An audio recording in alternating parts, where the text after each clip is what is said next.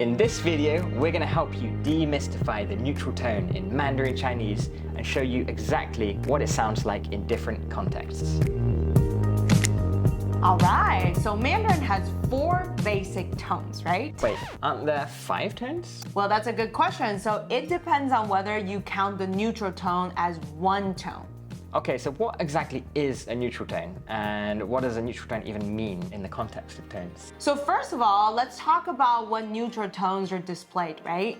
Okay, and just a reminder that Mandarin tones are never really written down outside of a classroom. They're just there to help you learn. So the first way to actually write a neutral tone is by doing nothing at all, right? So we don't put numbers, we don't put diacritics on top. So for example, mama, right? The first one is the first tone, you will put a first tone mark on top, but the second syllable, you simply don't do anything, you just write MA.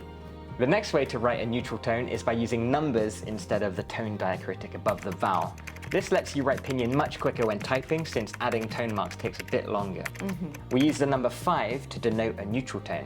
We might also see 0 instead of 5. So mama, you would see first tone and then a 0 for the second syllable. And finally, certain apps and dictionaries will use color coding for their tones, and that usually appears as black or a gray color. And if you decide to use Skritter, then we actually have the world's first tone-based gesture system where you use your finger to write tones. So to write a neutral tone on Skritter, you just do a little dot.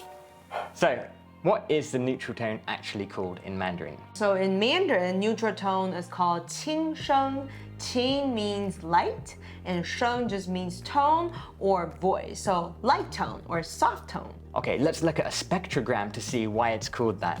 In most cases, neutral tones are softer in intensity and shorter in duration. Take a look at the waveform for baba on the screen. So the darkness shows the intensity, and the width at the bottom shows the duration. So you can see the second syllable is neutral tone, and it's not as dark as the first part, and it's also shorter in duration. So when do we use a neutral tone? Yeah, so there are only a few Chinese characters that are neutral tone by default. These characters are usually affixes or functional words without substantial meaning, such as 字 in 鞋子 or 饺子. Yeah, because these days Mandarin is more often than not like a 2-syllable language. In the olden days, there were many more single characters. So adding a 字 at the end of nouns just makes it flow more easily. Right. What about the question particle like ma or na? Exactly. So these end of sentence particles like ba, ma, or na are all neutral tones. Similarly, the m in 什么 or 怎么 also has the neutral tone. So did you notice a pattern here? Yeah, it seems like a neutral tone almost never occurs in isolation. Exactly. In addition to these functional words and affixes, we often pronounce a character as neutral tone when it is duplicated, as in baba, mama, 妹妹. Don't worry too much if the rules are a bit confusing, because just by using Skritter, you will learn these tones implicitly. For example, when studying flashcards, we'll automatically play the audio, which is recorded by native speakers. So you get that feedback loop of hearing what it actually sounds like. Also, because of using muscle memory and writing the tones with your finger, it becomes much more natural. So now let's learn about the dialect difference for when the neutral tone is being used. Neutral tones are more frequently used by speakers from northern China. Mandarin speakers in southern areas or Taiwan tend to use it less. So for example, a word like to like. 喜欢. So that would be a demonstration of the kind of Taiwanese version where the second syllable is a first tone.